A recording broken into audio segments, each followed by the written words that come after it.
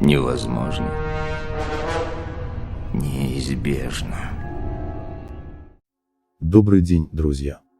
Исследуя мелкие различия в геноме разных образцов коронавируса, ученые Академии наук КНР установили, что вирус COVID-19 впервые проник в человеческую популяцию 17 декабря 2019 года или в соседние дни. В связи с эпидемией всеми странами мира были немедленно и безоговорочно приняты меры жесткой самоизоляции, какой еще не было в истории человечества. Какое же уникальное событие могло послужить тому причиной? Всего за 4 месяца до этого, 25 июля 2019 года китайский луноход Юйту-2 обнаружил необычное гелеобразное вещество, резко контрастировавшее с остальным ландшафтом. Издание Trendyman.ru сообщает, что загадочное вещество будто спрятано в глубине одного из кратеров.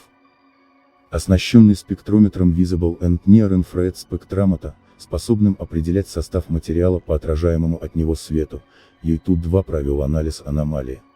Странный материал из кратера не показал схожести ни с чем известным науке до настоящего момента.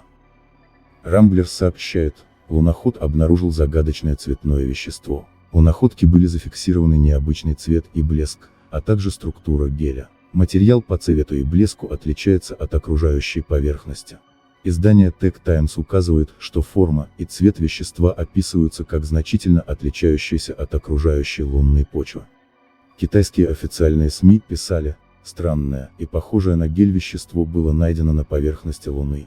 Материал имеет необычный цвет. Обнаружена необычного цвета гелеобразная субстанция в регионе, покрытом небольшими ударными кратерами. Ресурс Union сообщил, что сотрудник команды управления Ютиньи заметил гель внутри ударного кратера. А издание Our Space указало на то, что форма и цвет субстанции существенно отличались от лунного грунта, который ее окружал.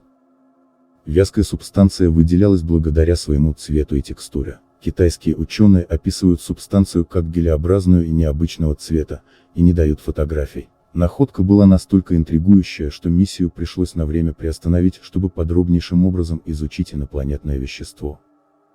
Странное яркое вещество отличалось от окружающего реголита формой, цветом и структурой. Китайские специалисты указывают лишь, что оно гелеобразное и имеет странный блеск. Там же был поставлен биологический эксперимент.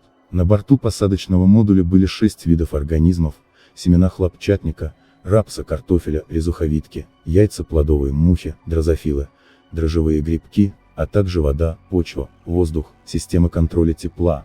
В общем, все условия для развития жизни.